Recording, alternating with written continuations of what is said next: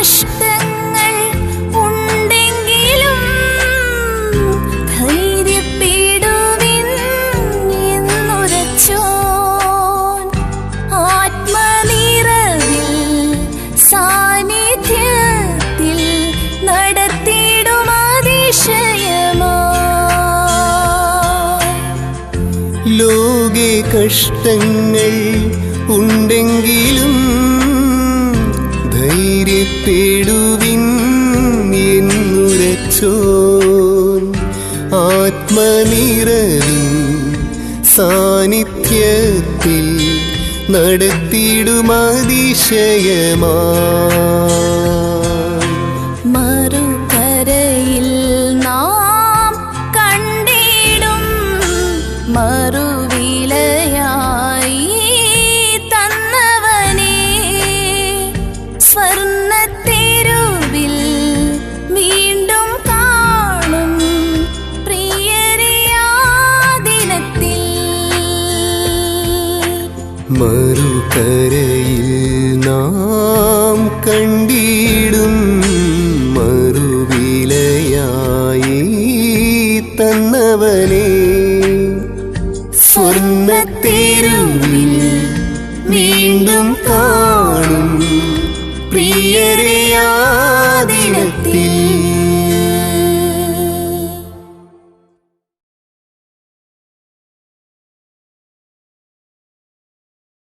മുഹമ്മദ് നബി AD 622 മരിച്ചു. AD 622. ഈ 622 അദ്ദേഹം മരിക്കുമ്പോൾ സൗദിയിലുള്ള 2 സ്ഥലങ്ങളേ ഉള്ളൂ ഇസ്ലാം, മെക്കയും മെദീനയുമേ ഉള്ളൂ.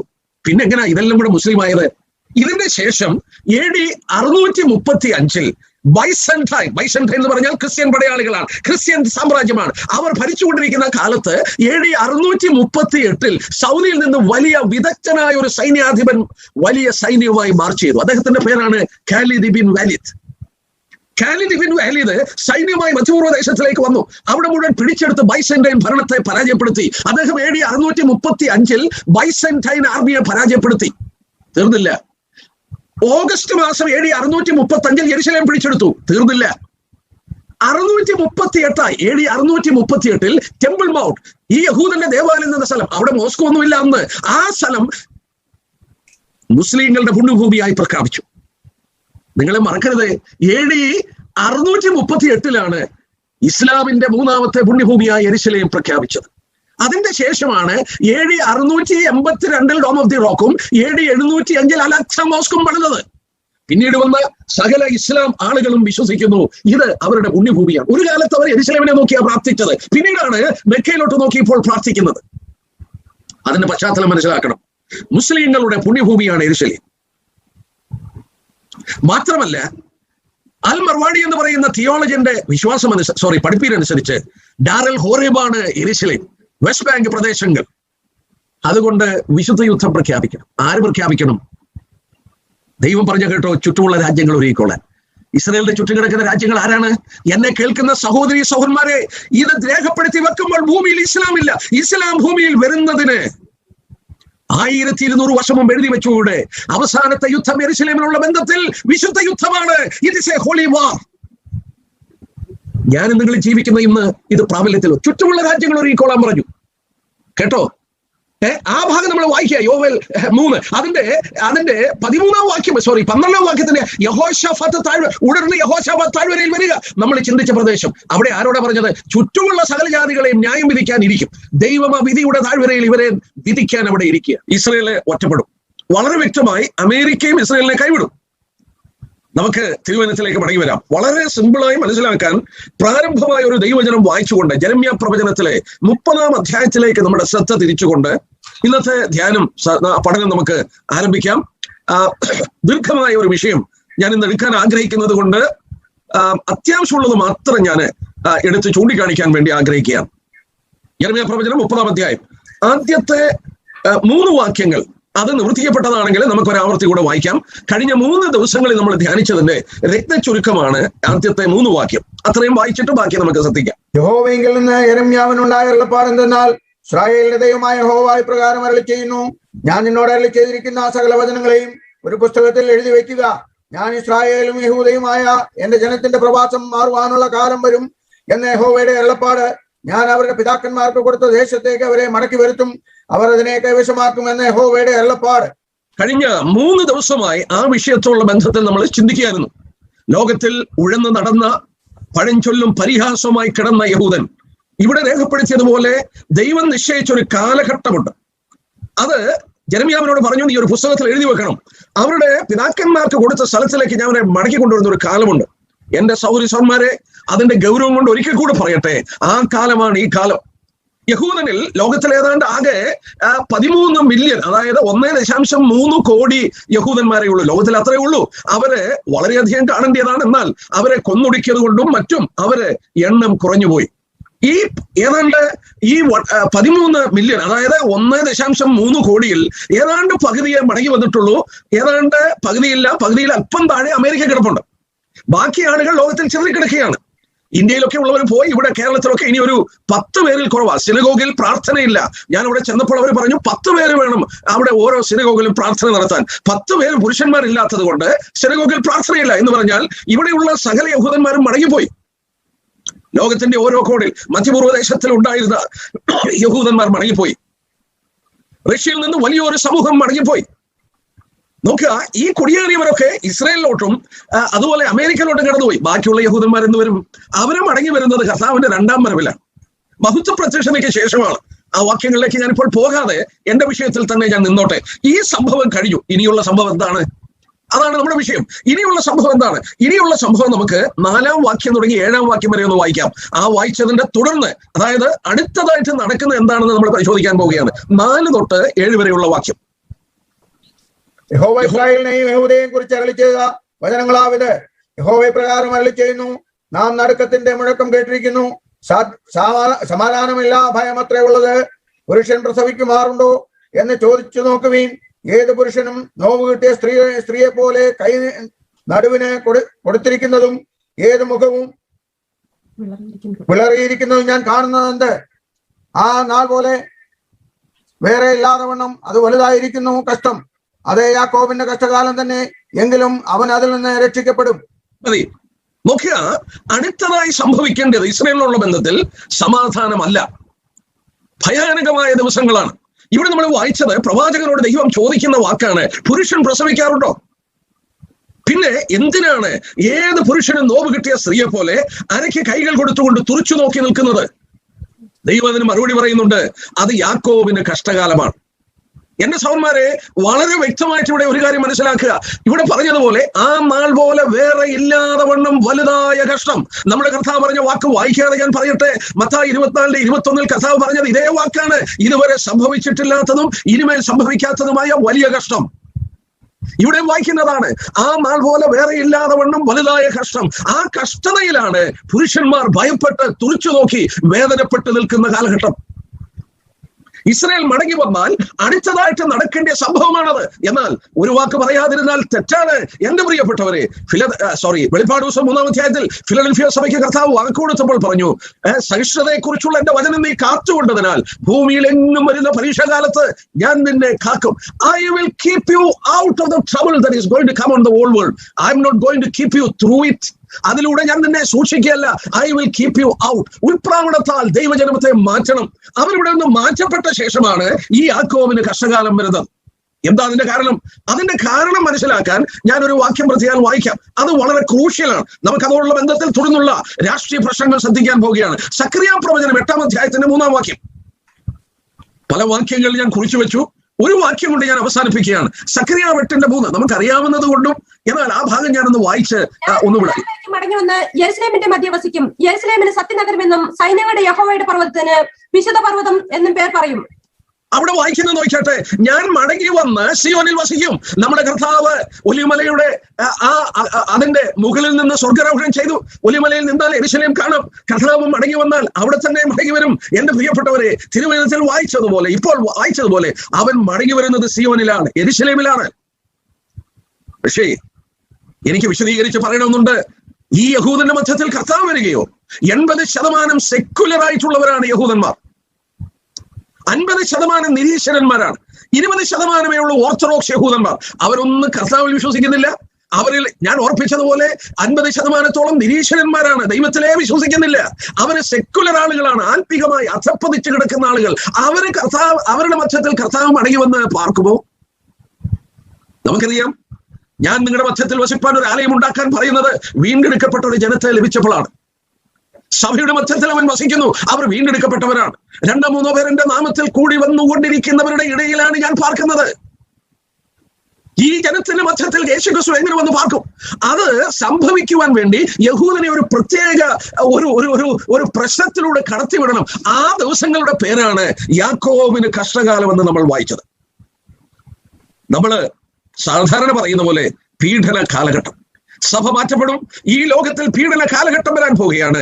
ഇസ്രയേലിൽ യുദ്ധം ആരംഭിക്കാൻ പോവുകയാണ്. ഇന്ന് കാണുന്ന യുദ്ധങ്ങളൊക്കെ ഇവിടെ രേഖപ്പെടുത്തിയതുപോലെ അതിനോട് തുലനം ചെയ്യാൻ നിവൃത്തിയില്ല. ഞാൻ സമയം അനുവദിക്കുന്നതനുസരിച്ച് വചനത്തിൽ നിന്ന് എടുത്തു കാണിക്കാം. ഒരു ന്യൂക്ലിയർ പവർഫുൾ നേഷനാണ് ഇസ്രയേൽ. 6ാമത്തെ ന്യൂക്ലിയർ പവർ നേഷനാണ്. എന്നാൽ ഇന്ന് അവർ ന്യൂക്ലിയർ പവർ ഉപയോഗിക്കാത്തത് 73 അവർ ഉപയോഗിക്കാൻ തുടങ്ങി. യോം കിപ്പർ യുദ്ധത്തിൽ വടക്ക് നിന്ന് സിറിയയും തെക്ക് നിന്ന് ഈജിപ്തും കൂടെ അടിച്ച് അവരെ തോൽപ്പിക്കുന്ന പക്ഷത്തിലേക്ക് വന്നപ്പോൾ ഗോൾഡമയർ ഓർഡർ കൊടുത്ത് 13 ന്യൂക്ലിയർ വെപ്പൺസ് അസംബിൾ ചെയ്തു, എടുത്തു അവർ. പക്ഷെ അത് ഇടേണ്ടി വന്നില്ല. അതിനു മുമ്പ് യുദ്ധത്തിന്റെ ഗതി മാറി. അവർ പരാജയപ്പെടാൻ സമ്മതിക്കില്ല. എന്താ കാരണം? കഴിഞ്ഞ ദിവസവും നെതന്യാഹു പറഞ്ഞത്, പ്രൈം മിനിസ്റ്റർ ഗോൾഡമേയർ പറഞ്ഞതാണ്, അറബികൾ ആയുധങ്ങൾ താഴെ വെച്ചാൽ സമാധാനം ഉണ്ടാകും, ഞങ്ങൾ ആയുധം വെച്ചാൽ ഞങ്ങളിൽ ഒരുത്തനും ശേഷിക്കില്ല, ഞങ്ങളെ കൊന്നുകളയും. എന്നാൽ ഒരു കാര്യം പ്രത്യേകം ഓർക്കണം, ഇവരുടെ കൈകളിലുള്ള ആയുധങ്ങൾ തീരാൻ പോവുകയാണ്. ഞാൻ ആ ഭാഗങ്ങൾ എടുക്കുമ്പോൾ കാണിക്കാം. അവരുടെ കരങ്ങളിലെ ആയുധങ്ങൾ തീരും, അവരുടെ ശക്തി തകർന്നു പോകും, അവർ ന്യൂക്ലിയർ വെപ്പൺസ് ഉപയോഗിക്കും. എന്നാൽ അതിനുവേണ്ടി ഈ ഇസ്രയേലിലുള്ള വലിയൊരു സമൂഹം മരിക്കേണ്ടി വരും. ആ മരണത്തോടുള്ള ബന്ധത്തിലാണ്, ഈ തകർച്ചയുടെ മധ്യത്തിലാണ് അവർ കുത്തിവെങ്കിലേക്ക് നോക്കി യേശുക്രിസ്തുവിനെ തിരിച്ചറിയുന്നതും. ആ സന്ദർഭത്തിലാണ് നമ്മൾ വായിച്ച സക്കറിയാവിൽ വായിച്ച 8-ാം അധ്യായത്തിൽ വായിച്ചതുപോലെ നമ്മുടെ കർത്താവ് മടങ്ങി അവിടെ വരും. എന്റെ പ്രിയപ്പെട്ടവരോട് പറയട്ടെ, ഇന്ന് ലോകത്തിലെ ഏറ്റവും വലിയ രാഷ്ട്രീയ പ്രശ്നം വെസ്റ്റ് ബാങ്കിന്റെ പ്രശ്നമാണ്, യെരുശലേമിന്റെ പ്രശ്നമാണ്.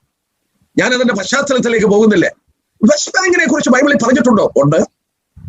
ഇന്ന് രാത്രിയിൽ ഞാൻ ആദ്യം അത് ചൂണ്ടിക്കാണിക്കട്ടെ. ഈ വെസ്റ്റ് ബാങ്ക് പ്രോബ്ലം തിരുവചനത്തിൽ പറഞ്ഞിട്ടുണ്ട്. എവിടെയാ ബ്രദറെ പറഞ്ഞിരിക്കുന്നതെന്ന് ചോദിക്കും. ഒരു നാണയത്തിന്റെ 2 വശങ്ങൾ ദൈവം 2 അധ്യായത്തിലൂടെ അടുപ്പിച്ച് കാണിക്കുകയാണ്. എന്തിനാണ് ഈ പ്രശ്നം ഉണ്ടാകുന്നതെന്ന് ദൈവം കാണിക്കുന്നുണ്ട്. എടുത്താട്ടെ, എസെക്കിയേൽ പ്രവചനം 35-36 അധ്യായമാണ്.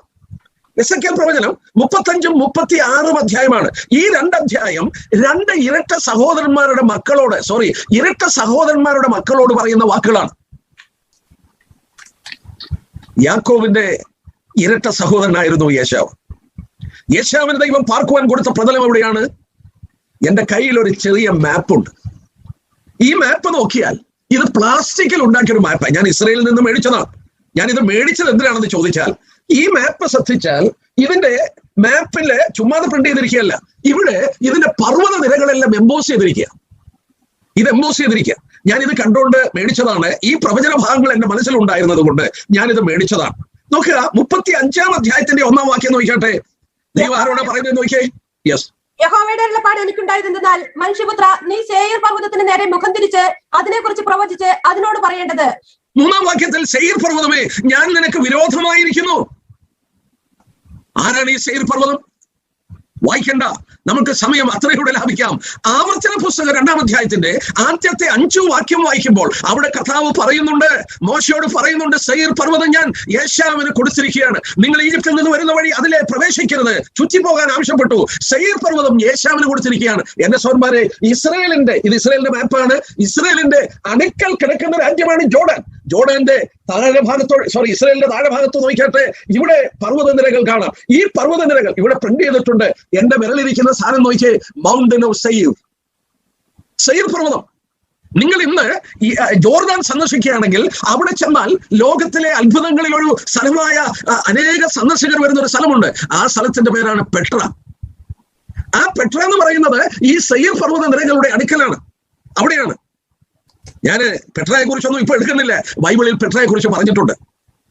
ഞാൻ തിരുവനന്തപുരത്ത് തെളിയിച്ചു തരാം. അതൊക്കെ പെട്രയെ കുറിച്ചാണ് പറഞ്ഞിരിക്കുന്നതെന്ന് തെളിയിച്ചു തരാം. അവിടെ നോക്കുക, ഈ പെട്ര അവിടെ പാർക്കുന്നത് ഞാൻ വിശ്വസിക്കുന്നു പലസ്തീനികളാണ്. എന്താ അങ്ങനെ പറയാൻ കാരണം? ഞാൻ ജോർഡാനിൽ പലപ്പോഴും സന്ദർശിച്ചിട്ടുണ്ട്. ജോർഡാനിൽ പല പ്രാവശ്യം ഞാൻ പോയിട്ടുണ്ട്. ജോർഡാനിൽ ഒരു പ്രാവശ്യം ഞാൻ ചെന്നപ്പോൾ UN അതിന്റെ അഭയാർത്ഥികളുള്ള ബന്ധത്തിൽ പ്രശ്നങ്ങൾ കൈകാര്യം ചെയ്യുന്ന ഒരു യുഎന്റെ ഉദ്യോഗസ്ഥനെ ഞാൻ ജോർഡാനിൽ വെച്ച് കണ്ടു.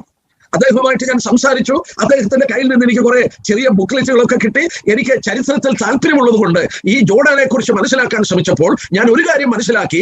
ജോർഡാൻ എന്ന് പറയുന്ന രാജ്യത്തിൽ 80% ആരാന്നറിയാമോ? പലസ്തീനികളാണ്. Jordan population, majority of the people are Palestinians. പലസ്തീനികളാണ്. അതുകൊണ്ടാണ് അവര് അവിടെയുള്ള രാജാവിനെ മറിച്ചിടാൻ ശ്രമിച്ച ചരിത്രം ചിലർക്കൊക്കെ മറക്കാതെ ഓർമ്മയുണ്ട്. പലരെയും വെടിവെച്ചു കൊന്നു അവിടെ. ഇവരുടെ സിറ്റിസൺസ് എന്ന് പറയുന്ന പലസ്തീനികളെ തന്നെ. നോക്കുക, അവിടെ നിൽക്കട്ടെ. എന്നാൽ ഈ 35-ാം അധ്യായത്തിൽ എന്തിനാണ് ദൈവം അവരോട് എതിരാണെന്ന് പറഞ്ഞത്? ഞാൻ നിനക്ക് വിരോധമാണെന്ന് പറഞ്ഞു. എന്തിനാണെന്നൊരു വാക്കൂടെ പറയാം. ചരിത്രം രക്തചുരുക്കമായി പറയുന്ന ഒറ്റ വാക്ക് ഞാൻ വായിച്ചവിടെ നിർത്താം. എന്താണെന്ന് നോക്കട്ടെ. അവിടെ വായിക്കുന്നു, 5-ാം വാക്യം. സിസ്റ്റർ എന്ന് വായിച്ചേ, നിങ്ങളൊന്ന് നോട്ട് ചെയ്യണേ. 35-ന്റെ 5-ാം വാക്യം. ഇന്ന് രാഷ്ട്രീയ ഗോളത്തിൽ കേൾക്കുന്ന രാഷ്ട്രീയ പ്രശ്നമല്ല. പലസ്തീനികളെ ഓടിച്ചിട്ട് ഇസ്രായേൽ ഇത് പിടിച്ചെടുത്തതാണ് പ്രശ്നം. യഹൂദരെ ഓടിച്ചു കഴിഞ്ഞാൽ പ്രശ്നം തീരും. ദൈവം അതാണോ പ്രശ്നം പറയുന്നത്? 35-ന്റെ 5-ാം വാക്യം ഒന്ന് നോക്കട്ടെ. നീ നിത്യവൈരം ഭാവിച്ച് ഇസ്രായേൽ മക്കളുടെ അന്ത്യകൃതകാലമായ അവരുടെ ആപത്ത് കാലത്ത് അവർ വാളിനേൽപ്പിച്ചുവല്ലോ. ആ വാക്യം നിങ്ങൾ നോട്ട് ചെയ്യുക. You have harbored an ancient hatredness towards my people. എല്ലാ ജനത്തോട് നീ ഒരു നിത്യ വൈരാഗ്യം വെച്ചുകൊണ്ടിരുന്നു. ഇത് രാഷ്ട്രീയ പ്രശ്നമല്ല. ഇന്ന് മധ്യപ്രദേശത്ത് കാണുന്നത് രാഷ്ട്രീയ പ്രശ്നമല്ല. പിന്നെ എന്താണ് വചനം പറയുന്നത് നോക്കുക. ഇത് നിത്യ വൈരാഗ്യമാണ്. എവിടെ തുടങ്ങി ഈ വൈരാഗ്യം? ഏശാവ് യാക്കോബിനെ കൊല്ലാൻ ശ്രമിക്കുകയാണ്. യാക്കോബ് അവിടെ നിന്ന് ഓടിപ്പോവുകയാണ്. 2 സഹോദരന്മാർ തമ്മിലുള്ള വൈരാഗ്യമാണ്. ആ കൂടാരത്തിൽ ആരംഭിച്ച വൈരാഗ്യം യുദ്ധങ്ങളായി പലപ്പോഴും പരിണമിച്ചു. ആ വൈരാഗ്യം അവരുടെ മക്കളുടെ DNA-യിൽ കിടക്കുകയാണ്. അവരുടെ സന്തത പരമ്പരകളിൽ ആ വൈരാഗ്യം അലിഞ്ഞു ചേർന്നു. അതുകൊണ്ടാണ് യഹൂദനെ കൊല്ലണം.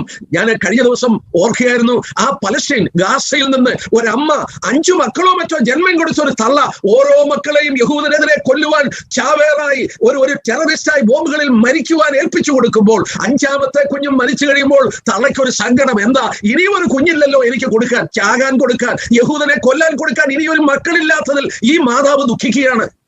എന്താ കാരണം? അവരുടെ ചോരയിൽ അലിഞ്ഞു കിടക്കുകയാണ്. എന്റെ സഹോദരന്മാരെ, ഈ പ്രശ്നം രാഷ്ട്രീയ പ്രശ്നമല്ല. ലോകം തെറ്റിദ്ധരിച്ചിരിക്കുന്നു രാഷ്ട്രീയ പ്രശ്നമാണ്. അല്ല, ഇത് വർഗീയ വൈരാഗ്യമാണ്. ഇത് സമാധാനമായിട്ടൊന്നും കഴിയില്ല. ഇത് സമാധാനത്തിലെ എന്റെയത്തില്ല. അതുകൊണ്ട് ദൈവരോട് പറഞ്ഞു, ഞാൻ നിനക്ക് വിരോധമാണ്. എന്നാൽ ആ നാണയത്തിന് മറ്റൊരു വശമുണ്ട്. ആ വശമാണ് എന്റെ വിഷയം. 36-ാം അധ്യായം എടുത്താട്ടെ, അതിന്റെ 1-ാം വാക്യം ഒന്ന് വായിച്ചേ സിസ്റ്റർ. നീയോ മനുഷ്യപുത്ര, ഇസ്രായേൽ പർവ്വതങ്ങളോട് പ്രവചിച്ചു പറയേണ്ടത്, ഇസ്രായേൽ പർവ്വതങ്ങളെ യഹോവയുടെ വചനം കേൾപ്പിൻ. യെസ്, ആരോടാ പറയുന്നത്? ഇവിടെ ഇസ്രായേൽ പർവ്വതങ്ങളോടാണ് പറയുന്നത്. 18 പ്രാവശ്യം എസെക്കിയേലിൽ ഇസ്രായേൽ പർവ്വതങ്ങൾ, മൗണ്ടൻസ് ഓഫ് ഇസ്രായേൽ എന്ന് പറയുന്നു.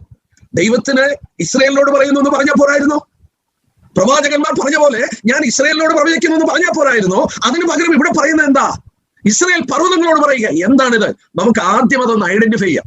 നിങ്ങളിൽ പലരും ഞാൻ പറയുന്ന ഈ പ്രസംഗം, ഈ ഭാഗം ആദ്യമായി കേൾക്കുകയായിരിക്കാം. എന്റെ സഹോദരന്മാരെ, ഇത് ഒന്ന് സെയീർ പർവ്വതത്തോട് പറഞ്ഞു. അത് ഏശാവിന്റെ വംശമാണെന്ന് നമ്മൾ കണ്ടു. അറബികളാണ്. എന്നാൽ ഇവിടെ പറയുന്നത് ഇസ്രായേൽ പർവ്വതങ്ങളോടാണ്. ഞാൻ വീണ്ടും കാണിക്കട്ടെ. പുരാതന കാലത്ത്, ആദിമകാലത്ത് ഇസ്രായേൽ എന്ന് പറയുന്ന സിസ്റ്ററെ ഒരു വാക്യം, ഞാൻ കുറേയേറെ വാക്യം എഴുതി വെച്ചു. ഒരു വാക്യം, ന്യായാധിപന്മാരുടെ പുസ്തകം 20-ാം അധ്യായത്തിന്റെ 1-ാം വാക്യം. ഒരു വാക്യം ഒന്ന് വായിച്ചാട്ടെ. ന്യായാധിപന്മാരുടെ പുസ്തകം 20-ാം അധ്യായത്തിന്റെ 1-ാം വാക്യം ഒന്ന് വായിച്ചാട്ടെ. അനന്തരം ഇസ്രായേൽ മക്കളൊക്കെയും പുറപ്പെട്ട് ദാൻ മുതൽ ബേർശേബ വരെയും ഇസ്രായേൽ മക്കളെ മുഴുവൻ എവിടുന്ന? ദാൻ മുതൽ ബേർശേബ വരെ. ഈ വാക്യം 1 ശമൂവേൽ 3:20 2 ദിനവൃത്താന്തം 30:5 വായിക്കുന്നില്ല. സമയത്തിന്റെ ചുരുക്കം കൊണ്ട് ഞാൻ വായിപ്പിക്കുന്നില്ല. ദാൻ മുതൽ ബേർശേബ വരെയുള്ള ഇസ്രായേൽ മുഴുവൻ എന്ന് തിരുവചനത്തിൽ വായിക്കുന്നു. അതെവിടെയാണ്? ഈ ചിത്രത്തിലോട്ട് നോക്കിയേ. ദാൻ എന്ന് പറയുന്നത് ഇവിടെയാണ്. ദാൻ എന്ന് പറയുന്നത് ഇവിടെയാണ്. ബേർശേബ എന്ന് പറയുന്നതോ ഇസ്രായേലിന്റെ ഏതാണ്ട് ഇവിടെയാണ്. ബേർശേബ ഇസ്രായേലിന്റെ മധ്യഭാഗത്തില്. അപ്പോൾ ദാൻ മുതൽ ബേർശേബ വരെയുള്ള സകല യഹൂദനും എന്ന് പറഞ്ഞാൽ അതിന്റെ താഴോട്ടുള്ളവരെല്ലാം കൂട്ടി വരാത്തത്. ഈ താഴോട്ടുള്ളത് മരുഭൂമിയാണ്. ഈ ബേർശേബയ്ക്ക് താഴോട്ട് കാണുന്നതാണ് ഇന്നത്തെ നെഗവ് മരുഭൂമി. അബ്രഹാം എവിടെ പാർത്തത്? ഈ ബേർശേബയിലാ പാർത്തത്. താഴോട്ട് മരുഭൂമിയാണ്. അവിടെ ആൾപ്പാർപ്പില്ല. ഇന്നും ആൾപ്പാർപ്പില്ല. അവിടെ ബെഡുവിയൻസിനെ കാണാം. എന്നാൽ ഇസ്രായേലിന്റെ ബലഭൂഷമായ സ്ഥലങ്ങൾ മുകളിലോട്ടാണ്. അതുകൊണ്ടാണ് ആളുകൾ ഇവിടെ പാർക്കുന്നത്. ദാൻ മുതൽ ബേർശേബ വരെയുള്ളവർ കൂടി വന്നു. ഇനിയും ഞാൻ പറയുന്ന ഭാഗം നോക്കിയാട്ടെ. ഈ ദാൻ മുതൽ ബേർശേബ വരെയുള്ള സ്ഥലം നോക്കിയാൽ എവിടെയാണ് ഇസ്രായേൽ പർവ്വതം? സൂക്ഷിച്ചു നോക്കിയേ. ഞാൻ ഈ മാപ്പ് മേടിച്ചതിന്റെ കാരണം എന്നാ? ഈ മാപ്പിൽ ഇതിന്റെ പർവ്വതങ്ങൾ എംബോസ് ചെയ്തിട്ടുണ്ട്. നിങ്ങൾക്ക് ഈ ചിത്രത്തിൽ കാണാൻ കഴിയുമോ? നിങ്ങളൊന്ന് സൂക്ഷിച്ചു നോക്കിയേ. ഇവിടെ ഒരു പച്ച നിറത്തിൽ നടുഭാഗത്ത് ഒരു ഭാഗമാണ് കാണിച്ചിട്ടുണ്ട്. ഇതിന് വേദപുസ്തകത്തിൽ പറയുന്ന പേരെന്നാണെന്നറിയാമോ? ഈ ഭാഗത്തിന് ജൂഡിയ പ്രദേശമെന്നും മോളിലുള്ള ഭാഗത്തിന് ശമരിയ പ്രദേശം, ശമരിയ ജൂഡിയ പ്രദേശം. ഇന്ന് അതിന്റെ പേരെന്നാണെന്നറിയാമോ? ഈ ജൂഡിയ ശമരിയ പ്രദേശത്തിന്റെ ഇന്നത്തെ പേരെന്നാ? West bank. വെസ്റ്റ് ബാങ്ക് ആര് കൊടുത്തു? ബ്രിട്ടീഷുകാർ കൊടുത്തു. ജോർദാൻ നദി ദേണ്ടൊഴുകുന്നു. ഈ ജോർദാൻ നദിയുടെ വെസ്റ്റ് ബാങ്കിലുള്ള ഭാഗം അവര് കൊടുത്ത പേരാ വെസ്റ്റ് ബാങ്ക്. ഇസ്രയേലിന്റെ മധ്യഭാഗമാണ് ഈ പർവ്വത നിരകൾ. നോക്കാം, ഇവിടെ കാണുന്ന പർവ്വതമുണ്ടോ നോക്കിയേ. ഇസ്രയേലിന്റെ മധ്യഭാഗത്ത് കാണുന്ന പർവ്വത നിരകൾ. എന്തിനാണ് ഈ വചനത്തിൽ 18 പ്രാവശ്യം ഇസ്രയേൽ പർവ്വതങ്ങളോട് പറയാൻ പറഞ്ഞത്? എന്റെ പ്രിയപ്പെട്ട എന്റെ കേൾവിക്കാരോട്, ദൈവമക്കളോട് ഞാൻ പറയട്ടെ, ഇന്ന് കാണുന്ന പത്രവാർത്തകൾ മനസ്സിലാക്കാൻ ഈ ഭാഗം വായിച്ചാൽ മതി. ദൈവം 2500 വർഷം മുമ്പ് പ്രവാചകനിലൂടെ വെസ്റ്റ് ബാങ്കിന്റെ കാര്യങ്ങളിലൂടെ എടുത്തു പറയുകയാണ്. ഈ പർവ്വതങ്ങളോട് പറയുകയാണ്, ഇത് അന്തിമകാലത്ത് ഒരു വലിയ പ്രശ്നമായി മാറും. ഇത് എനിക്ക് ഓരോ ഭാഗങ്ങളും എടുക്കാനുണ്ട്, പക്ഷേ ഞാൻ പറയുന്നത് മുഴുവൻ എടുത്തു തീരില്ല. നിങ്ങൾ വെസ്റ്റ് ബാങ്ക് സന്ദർശിച്ചിട്ടുണ്ടെങ്കിൽ, ഞാൻ പലപ്പോഴും അതിലെ യാത്ര ചെയ്തിട്ടുണ്ട്, ഇതുപോലെ കോംപ്ലിക്കേറ്റഡ് ആയ ഒരു പ്രദേശം വെസ്റ്റ് ബാങ്ക്. യഹൂദനും അറബികളും പാർക്കുന്നു, പലസ്തീനികൾ പാർക്കുന്നു. 67 യുദ്ധത്തിൽ ഇസ്രായേൽ പിടിച്ചെടുത്ത സ്ഥലമാണ്. അവര് ആ സ്ഥലം തിരിച്ചു കൊടുത്ത് പലസ്തീൻ രാഷ്ട്രം ഉണ്ടാക്കാൻ ആഗ്രഹിക്കുകയാണ്. ഈ രാഷ്ട്രീയ പ്രശ്നം ഈ വെസ്റ്റ് ബാങ്കിന്റെ അകത്തുള്ളൊരു സ്ഥലമാണ് യെരുശലേം. നോക്കുക, യെരുശലേം എവിടെയാണ്? ഈ വെസ്റ്റ് ബാങ്കിന്റെ ഏതാണ്ട് നടുക്ക് ഭാഗത്തായിട്ട് കാണുന്ന ഒരു പറങ്കണ്ടി എടുത്ത് തിരിച്ചു വെച്ചാൽ അതിന്റെ നടുക്ക് കാണുന്ന ഭാഗമാണ് യെരുശലേം. അപ്പോൾ യെരുശലേമും വെസ്റ്റ് ബാങ്കും 67 യുദ്ധത്തിൽ ഇസ്രായേൽ പിടിച്ചെടുത്തതാണ്. ഈ പർവ്വതങ്ങളോട് ദൈവം സംസാരിക്കുന്നത് 36-ാം അധ്യായത്തിൽ കാണാൻ കഴിയും.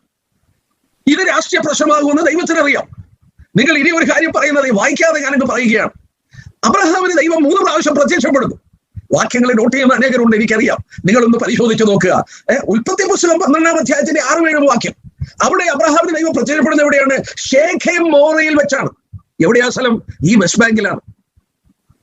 2, 13-ാം അധ്യായത്തിന്റെ 3 തൊട്ട് 17 വരെയുള്ള സ്ഥലം വായിച്ചു നോക്കിയേ. ബഥേലിനും ഹായിക്കും മധ്യേ. ബഥേലിനും ഹായിക്കും എവിടെയാണത്? ഇന്നത്തെ വെസ്റ്റ് ബാങ്കിലാണ്. 3 നോക്കുക, ഈ 13-ാം അധ്യായത്തിന്റെ 18-ാം വാക്യം നോക്കിയേ. ദൈവം അബ്രഹാമിന് പ്രത്യക്ഷപ്പെട്ടു വീണ്ടും. എവിടെയാണ്? ഹെബ്രോനിലാണ്. ഹെബ്രോൻ എവിടെയാണ്? വെസ്റ്റ് ബാങ്കിലാണ്.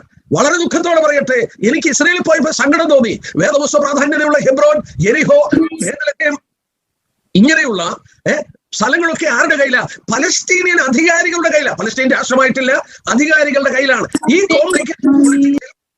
ഈ ഭാഗങ്ങൾ അവരുടെ കയ്യിൽ കൊടുത്തിരിക്കുകയാണ്. ഈ 3 സ്ഥലത്ത് ദൈവം എന്തിനാ പ്രത്യക്ഷപ്പെട്ടത്? ദൈവം അബ്രഹാമിന് പ്രത്യക്ഷപ്പെടുന്ന 3 സ്ഥലം വെസ്റ്റ് ബാങ്കിൽ വെച്ച. അവിടെ വെച്ച് വീണ്ടും ആവർത്തിച്ച് പറഞ്ഞു, ഈ ദേശം നിനക്ക് നിന്റെ സന്തതിക്കുമുള്ളതാണ്. നീ തലമുക്കി 4 പുറത്തോട്ട് നോക്കിയോ, ഇത് നിനക്കുള്ളതാണ്. എന്റെ പ്രിയപ്പെട്ടവരെ, സ്വർഗത്തിലെ ദൈവം ഭൂമിയും അതിന്റെ പൂർണ്ണതയും ഭൂതലവും അതിന്റെ നിവാസികളും അവന്റേതാണ്. അവൻ കൊടുത്ത സ്ഥലമാണിത്. 3 പ്രാവശ്യം അവൻ പ്രത്യക്ഷപ്പെട്ട് പറഞ്ഞതാണ്, ഈ സ്ഥലം നിനക്ക് നിന്റെ സന്തതിക്കുള്ളത്. ഇന്ന് ലോകരാഷ്ട്രീയത്തിൽ ഇത് പ്രശ്നമായി മാറി. ഈ പ്രവചന നിവൃത്തികളിൽ ഒരു പ്രവചനം ഒന്ന് പറഞ്ഞോട്ടെ. നിങ്ങൾ ഈ വെസ്റ്റ് ബാങ്കിനെ കുറിച്ച് അതിൽ പറയുന്നതെന്ന് പറഞ്ഞു. 35-ാമത്തെ വാക്യം ഒന്ന് വായിക്കാട്ടെ. 36-ാം അധ്യായത്തിന്റെ 35-ാം വാക്യം ഒന്ന് വായിച്ചേ സിസ്റ്ററെ. ദേശം ഏതേൻ തോട്ടം പോലെയായി തീർന്നുവല്ലോ. പാഴും ശൂന്യമായി ഇടിഞ്ഞു കിടന്നിരുന്ന പട്ടണങ്ങൾ ഉറപ്പും നിവാസികളും ഉള്ളവയായി തീർന്നുവല്ലോ എന്നവർ പറയുന്നു. ഇംഗ്ലീഷിൽ ഒന്ന് വായിച്ചു നോക്കിയേ. അവിടെ വായിക്കുന്നത് is the fortified, now fortified cities are now fortified എന്ന് പറഞ്ഞാൽ അർത്ഥം എന്താണ്? ആ പട്ടണം മതിൽ ചുറ്റി അത് സുരക്ഷിതമാക്കിയെന്ന് രേഖപ്പെടുത്തി. നിങ്ങള് നെറ്റിൽ കയറി നോക്കുക, അല്ലെ ഇസ്രായേൽ സന്ദർശിക്കുമ്പോൾ നോക്കുക. നിങ്ങൾ നോക്കിയാൽ ഈ വെസ്റ്റ് ബാങ്കിൽ എപ്പോഴും ബോംബ് പൊട്ടുമായിരുന്നു. ബസ് സ്റ്റോപ്പിൽ ബോംബ് പൊട്ടുന്നു, ഷോപ്പിംഗ് മാളിൽ ബോംബ് പൊട്ടുന്നു, സ്കൂൾ കുട്ടികൾ സ്കൂളിൽ പോകുമ്പോൾ ബോംബ് പൊട്ടുന്നു. ഇങ്ങനെ ബോംബുകൾ പൊട്ടിക്കൊണ്ടിരുന്നു. ഇന്നെന്താ പൊട്ടാത്തത്? ഇന്ന് ബോംബ് പൊട്ടാത്തതിന് ഒരു കാരണമുണ്ട്. ഈ വെസ്റ്റ് ബാങ്കില് നമ്മൾ ചെന്നാൽ ഒയ്യോ, ചിലയിടത്തൊക്കെ 8 മീറ്റർ ഉയരമുള്ള വലിയ മതിലാണ്. ഷാരോൺ ഗവൺമെന്റ് ഈ മതിൽ കണ്ടിട്ടാണ് ഡൊണാൾഡ് ട്രംപ് പറഞ്ഞത് മെക്സിക്കോയുടെ സൈഡിലും മതിൽ പണിയണം. ഇവിടെ നോക്കിയാൽ അറബികളെയും യഹൂദനെയും തമ്മിൽ പാർക്കുന്നിടത്ത് വളഞ്ഞു കിടക്കുന്ന വലിയ മതിലാണ്. ഈ മതിൽ പണിതു. പിന്നീട് ഇപ്പോൾ അപ്പുറത്തുള്ള ഈ അറബികൾ ഇങ്ങോട്ട് വരണമെങ്കിൽ ചെക്ക് പോസ്റ്റിലൂടെ കടക്കാനൊക്കെ ഉള്ളൂ. ഒരുത്തരം ബോംബ് കൊണ്ടുവരാൻ നിവൃത്തിയില്ല. എനിക്കറിയാം, അതിലെ കടന്നു പോകുമ്പോൾ തോക്കുധാരികളിൽ നിന്ന് മുഴുവൻ ചെക്ക് ചെയ്യുകയാണ്. അനേക സന്ദർഭം ഞാൻ അങ്ങോട്ടും ഇങ്ങോട്ടും കടന്നുപോയതുകൊണ്ട് എനിക്കറിയാം. നോക്കുക, സുരക്ഷിതമാക്കി. ഇവിടെ വായിക്കുന്ന കണ്ടോ, ഇത് വെസ്റ്റ് ബാങ്കിനുള്ള ബന്ധത്തിലാണ് പറഞ്ഞിരിക്കുന്നത്. അവിടെയുള്ള പട്ടണം മതിൽ ചുറ്റി ഫോർട്ടിഫൈഡ്, അത് സുരക്ഷിതമാക്കി തീർത്തു. എന്നാൽ ഞാൻ പറയട്ടെ, രത്നച്ചുരുക്കമായി പറയട്ടെ, ഈ രണ്ട് സ്ഥലങ്ങളെ കുറിച്ച് പ്രവചനങ്ങൾ നിവർത്തിച്ച് കഴിയുമ്പോൾ ഒരു കാര്യം സംഭവിക്കും. അതാണ് നമ്മുടെ വിഷയം. എന്താ സംഭവിക്കുന്നത്? 35-ാം അധ്യായത്തിന്റെ അവസാനത്തെ വാക്യം ഒന്ന് നോക്കിയേ, അതിന്റെ 15-ാമത്തെ വാക്യം. 35-ാം അധ്യായത്തിന്റെ 15-ാമത്തെ വാക്യം. ഗ്രഹത്തിന്റെ അവകാശം ശൂന്യമായതിൽ നീ സന്തോഷിച്ചുവല്ലോ, ഞാൻ നിന്നോടും അതുപോലെ ചെയ്യും. സെയീർ പർവ്വതവും എല്ലാ സേതവുമായുള്ളവയെ നീ ശൂന്യമായി പോകും, ഞാൻ യഹോവയെന്ന് അവർ അറിയും. ദൈവം സെയീർ പർവ്വതത്തെയും ഏദോമ്യരെയും ശൂന്യമാക്കും. എന്റെ പ്രിയപ്പെട്ടവരോട് പറയട്ടെ, ഓബദ്യാ പ്രവചനം എടുക്കുമ്പോൾ യേശാവിന്റെ വംശത്തിൽ ഒരുത്തനും ശേഷിക്കില്ല. അടുത്ത യുദ്ധത്തിൽ ഞാൻ ഓർപ്പിക്കട്ടെ, അവരെ ഉപദ്രവിച്ചുകൊണ്ടിരിക്കുന്ന ഈ ജനത്തിൽ ഒരുത്തനും ശേഷിക്കില്ല. സ്വർഗത്തിലെ ദൈവം പറഞ്ഞു, നിന്റെ പർവ്വതം ഞാൻ ശൂന്യമാക്കും. അന്ന് ഒരു കാര്യം സംഭവിക്കും, ഞാൻ യഹോവയാണെന്നറിയും. അറബികളിൽ വലിയൊരു സമൂഹം തിരിയും. അവർ മനസ്സിലാക്കും ദൈവത്തെ, യഹോവയായ ദൈവത്തെ മനസ്സിലാക്കും. ഈ 36-ാം അധ്യായം ഇസ്രായേലിനുള്ള ബന്ധത്തിൽ പറയുമ്പോൾ എന്ത് സംഭവിക്കും? അതിന്റെ 38-ാം വാക്യം നോക്കിയാട്ടെ. 38-ാം വാക്യം, അവസാനത്തെ വാക്യം. വിശുദ്ധമായ ആട്ടിൻകൂട്ടം പോലെ ഉത്സവങ്ങൾ യെരുശലേമിലെ ആട്ടിൻകൂട്ടം പോലെ തന്നെ മനുഷ്യരാകുന്ന ആട്ടിൻകൂട്ടം കൊണ്ട് നിറയും, ഞാൻ യഹോവയെന്ന് അവർ അറിയും. അവിടെ വായിക്കുക, യഹൂദൻ അറിയാൻ പോവുകയാണ് ഞാൻ യഹോവയാണ്. ഈ രണ്ട് പാർട്ടികളും, അതായത് അറബികളും യഹൂദന്മാരും ഒരുപോലെ ദൈവത്തെ കണ്ടുമുട്ടാനിടയായി മാറും. സ്വർഗത്തിലെ ദൈവത്തെ അറിയുവാനിടയായി മാറും. യഹോവയായ ദൈവമാണ് ദൈവം എന്നുള്ളത് അവർ മനസ്സിലാക്കും. പക്ഷേ അത് മനസ്സിലാക്കണമെങ്കിൽ ഇവിടെ നമ്മൾ വായിച്ചു കൊണ്ടിരിക്കുന്നത് പോലെ എനിക്ക് 36-ാം അധ്യായം എടുക്കാൻ നിവൃത്തിയില്ല. നിങ്ങൾ വീട്ടിലിരുന്ന് ധ്യാനിക്കുക. ഇത് വെസ്റ്റ് ബാങ്ക് ആണെന്ന് മനസ്സിലാക്കിക്കൊണ്ട് ധ്യാനിക്കുക പ്രിയപ്പെട്ടവരെ. രാഷ്ട്രീയ പ്രശ്നം മൂർച്ഛിക്കാൻ പോവുകയാണ്. ഞാൻ ഒരു കാര്യം ഓർപ്പിച്ചോട്ടെ, ഈ രാഷ്ട്രീയ പ്രശ്നം മൂർച്ഛിക്കുമ്പോൾ ഇന്ന് അമേരിക്ക, ഡൊണാൾഡ് ട്രംപ്, ദൈവം തമ്പുരാൻ ആ മനുഷ്യനെ രാഷ്ട്രീയ നേതാവാക്കി തീർത്തതാണ്. അദ്ദേഹം വന്ന് യെരുശലേം ഇസ്രായേലിന്റെ തലസ്ഥാനമാക്കുകയും അദ്ദേഹം വന്ന് അമേരിക്കയുടെ എംബസി ടെൽ-അവീവിൽ നിന്ന് അങ്ങോട്ട് മാറ്റുകയും ചെയ്തു. യഹൂദൻ ആവേശം കൊണ്ടു. ഭക്തന്മാരായ യഹൂദന്മാർ ചിന്തിച്ചു, ഡൊണാൾഡ് ട്രംപ് ഞങ്ങളുടെ ദേവാലയം പണിയും. അവർ പറഞ്ഞ വാക്ക് എനിക്ക് ഓർമ്മയുണ്ട്. കോരേശ് രാജാവ്, ഒരു പുറജാതിക്കാരൻ, രണ്ടാമത്തെ ദേവാലയം പണിയുവാൻ അവനാണ് ഞങ്ങളെ സഹായിച്ചത്. ഒരു പുറജാതിക്കാരനായ ഡൊണാൾഡ് ട്രംപിനെ കൊണ്ട് മൂന്നാമത്തെ ദേവാലയം ദൈവം പണിയിക്കാൻ പോവുകയാണ്. നിങ്ങള് അമേരിക്കയിൽ ഇരുന്ന് തന്നെ ഒത്തിരി പേര് കേൾക്കുന്നുണ്ട്, ഡൊണാൾഡ് ട്രംപ് രാഷ്ട്രീയത്തിൽ നിന്ന് പോയിട്ടൊന്നുമില്ല. ഇപ്പോഴൊരു താൽക്കാലികമായി 4 വർഷത്തേക്ക് ദൈവം കാര്യങ്ങൾ ഇങ്ങനെ ആക്കിയത് കുറച്ചുകൂടെ സുവിശേഷം പ്രചരിക്കാനും പ്രശ്നങ്ങൾ കുറച്ചുകൂടെ ശാന്തമായി പോകാനും. ഈ ഗാസ വെടിവെപ്പിന്റെ സമയത്ത് അദ്ദേഹമായിരുന്നെങ്കിലത്തെ സ്ഥിതി ആലോചിച്ച്. എന്നാൽ എന്റെ വിശ്വാസം ആ മനുഷ്യൻ വീണ്ടും തിരിച്ചു വരും, ഈ പ്രശ്നം രൂക്ഷമാകും. എന്റെ വിശ്വാസം ചിലപ്പോൾ അല്ലായിരിക്കാം, വേദപുസ്തകത്തെ ഒന്നും ആധാരമാക്കി അല്ല ഞാൻ പറയുന്നത്. എന്നാൽ അങ്ങനെ ഒരു ഫീലിംഗ് എന്റെ മനസ്സിന്റെ ഉള്ളിലുണ്ട്, എനിക്ക് അറിഞ്ഞുകൂടാ. ഏതായാലും അവിടെ ഇരിക്കട്ടെ. എന്റെ പ്രിയപ്പെട്ട സഹോദരന്മാരോട്, സഹോദരിമാരോട് ഞാനൊരു കാര്യം പറയാം. ഈ പ്രശ്നം രൂക്ഷമാകുമ്പോൾ ഇന്ന് അമേരിക്ക ഇസ്രായേലിനെ സപ്പോർട്ട് ചെയ്യുക. ഈ ബൈഡൻ ആണെങ്കിൽ പോലും മനസ്സിലെങ്കിലും സപ്പോർട്ട് ചെയ്തേ ഒക്കത്തുള്ളൂ. അങ്ങനെയൊക്കെ സപ്പോർട്ട് ചെയ്യുന്നുണ്ട്, നമ്മൾ ഈ വാർത്തകളിലൊക്കെ കാണുന്നുണ്ട്. എന്നാൽ അമേരിക്ക കൈവിടും ഇവരെ. ഞാൻ തെളിവ് തരാൻ പോവുക. വെറുതെ ചുമ്മാതെ കയറി ഞാൻ ഓരോന്ന് പറയത്തില്ല. വേദപുസ്തകത്തെയും തെളിവ് തരാം. തെളിവ് തന്നിട്ട് പറയാം, അമേരിക്ക കൈവിടുക. അറബികൾ അമേരിക്കയെ വിളിക്കുന്നത് എന്താണെന്നറിയാമോ? വലിയ സാത്താൻ. ഇസ്രായേലിനെ വിളിക്കുന്ന കൊച്ചു സാത്താൻ. വലിയ സാത്താനും കൊച്ചു സാത്താനും അങ്ങനെ അവർ വിളിക്കുന്നത്. ഈ വലിയ സാത്താൻ അവർ പറയുന്ന പോലെ വേദപുസ്തകം പറയുന്നു കൈവിടും. എവിടാ അത് പറഞ്ഞേക്കുന്നത്? എവിടാ പറഞ്ഞിരിക്കുന്നത്? യെരമ്യാ പ്രവചനം 30-ാം അധ്യായം എടുത്താട്ടെ. യെരമ്യാ പ്രവചനം 30-ാം അധ്യായം. അമേരിക്ക കൈവിടുമോ നോക്കാം, കൈവിടുമോ നോക്കാം. നമ്മൾ വായിച്ചു, ആരംഭത്തിൽ വായിച്ച വാക്യമായത് യാക്കോബിന് കഷ്ടകാലം, മഹോപദ്രവ കാലഘട്ടം. നമ്മൾ വായിച്ചുകൊണ്ടിരിക്കുന്ന വെസ്റ്റ് ബാങ്ക് ജെറുസലേം പ്രശ്നം അന്തർദേശമായി ഫ്ലെയറപ്പ് ചെയ്യും. ആ ഫ്ലെയറപ്പ് ചെയ്യുമ്പോൾ വലിയ ലോകരാജ്യങ്ങൾ മുഴുവൻ അവർക്കെതിരെ അണിനിരക്കാൻ പോവുകയാണ്. അണിനിരക്കുമ്പോൾ എന്റെ സഹോദരന്മാരെ, ഇന്ന് അമേരിക്ക ഇസ്രായേലിന്റെ കൂടെ നിൽക്കുന്നതുകൊണ്ടാണ് ഏത് പ്രശ്നം വന്നാലും അറ്റ്ലീസ്റ്റ് അവർ UN സെക്യൂരിറ്റി കൗൺസിൽ അത് വീറ്റോ ചെയ്ത് കളയും. പക്ഷേ സിസ്റ്ററെ, ഞാൻ പറയുന്ന 2 വാക്യം വായിക്കണം. അതിന്റെ 13-ാം വാക്യത്തിന്റെ ആരംഭം ഒന്ന് വായിച്ചേ. യെരമ്യാ 30-ന്റെ 13-ാം വാക്യത്തിന്റെ ആരംഭം. ആരുമില്ല, നിന്റെ മുറിവിനിടുവാൻ മരുന്നും കുഴപ്പമില്ല, നിന്റെ വ്യവഹാരം നടത്തുവാൻ ആരുമില്ല. 14-ാം വാക്യം, നിന്റെ സ്നേഹിതന്മാരൊക്കെ നിന്നെ മറന്നിരിക്കുന്നു. അണ്ടർലൈൻ ചെയ്തോ കേട്ടോ, അത് 2-3 അണ്ടർലൈൻ ചെയ്തോ നിങ്ങളെ. അവിടെ വായിക്കുന്നു, നിന്റെ വ്യവഹാരം നടത്തുവാൻ, നിനക്ക് വേണ്ടി സംസാരിപ്പാൻ, UN നിനക്ക് വേണ്ടി ശബ്ദം ഉയർത്താൻ ആരുമില്ല. നിന്റെ സ്നേഹിതന്മാർ നിന്നെ മറന്നിരിക്കുന്നു. ഇസ്രായേലിന്റെ പക്ഷത്തിൽ ആരും കാണത്തില്ല. ഇസ്രായേലിന്റെ പക്ഷത്ത് ആരും കാണത്തില്ല. എന്നാൽ 11-ാം വാക്യത്തിൽ വായിക്കുന്നു, നിന്നെ രക്ഷിപ്പാൻ ഞാൻ നിന്നോട് കൂടെയുണ്ട്, നിന്നെ രക്ഷിപ്പാൻ ഞാൻ നിന്റെ കൂടെയുണ്ട്, നിന്നെ സഹായിപ്പാൻ നിന്റെ സ്നേഹിതർ കാണത്തില്ല, നിന്നെ സഹായിപ്പാൻ നിനക്ക് വേണ്ടി സംസാരിപ്പാൻ ആരും നിനക്ക് കാണത്തില്ല എന്ന്. എന്റെ സഹോദരന്മാരെ, ആ വിധത്തിൽ പ്രശ്നം രൂക്ഷമാകുകയാണ്. കഴിഞ്ഞ ദിവസം ഞാൻ വായിച്ചതാണ്. ആ വാക്യം നമുക്കൊന്നുകൂടെ നോക്കാം. യോവേൽ പ്രവചനം 3:2. യോവേൽ പ്രവചനം 3-ാം അധ്യായത്തിന്റെ 2-ാം വാക്യം ഞാൻ അതുകൂടെ വായിച്ചിട്ട് എന്തിനാണ് ഈ സംഭവിക്കുന്നത് എന്നുള്ളത് ഞാൻ പറയാൻ പോവാ. യോവേൽ പ്രവചനം, അല്ലെങ്കിൽ ഈ ഭാഗം തന്നെ ഞാൻ എടുത്ത് ഇന്നത്തെ സമയം തീർന്നു പോകും. എനിക്ക് ഇന്നും നാളെ കൂടെ ഉള്ളൂ. കുറേയേറെ കാര്യങ്ങൾ നിങ്ങളെ ഓർപ്പിക്കാനുണ്ട്. ഞാനൊന്ന് എടുത്തോട്ടെ. യോവേൽ പ്രവചനം 3:2 1-2 ഒന്ന് വായിക്കാം. 1-2. യെരുശലേമിന്റെ സ്ഥിതി മാറ്റുവാനുള്ള നാളുകളിലും കാലത്തിലും ഞാൻ സകല ജാതികളെയും കൂട്ടി യഹോശാഫാത്ത് താഴ്വരയിൽ ചെല്ലുമാറാക്കുകയും. മതി. ഇവിടെ വായിക്കുന്നത് നിങ്ങൾ ശ്രദ്ധിക്കണം. ഞാൻ ഇസ്രായേലിന്റെ യഹൂദയുടെയും സ്ഥിതി മാറ്റുന്ന നാളുകളിലും കാലത്തിലും. നമ്മൾ കണ്ടു ആ പ്രയോഗം. യെരമ്യാ 30 നമ്മൾ വായിച്ചു. അവരുടെ പിതാക്കന്മാർക്ക് സ്ഥലം കൊടുക്കുന്ന കാലം വരും, അവരെ മടക്കിക്കൊണ്ടിരുന്ന കാലം വരും. ആ കാലയളവാണ് ഞാനും നിങ്ങൾ ജീവിക്കുന്നത്.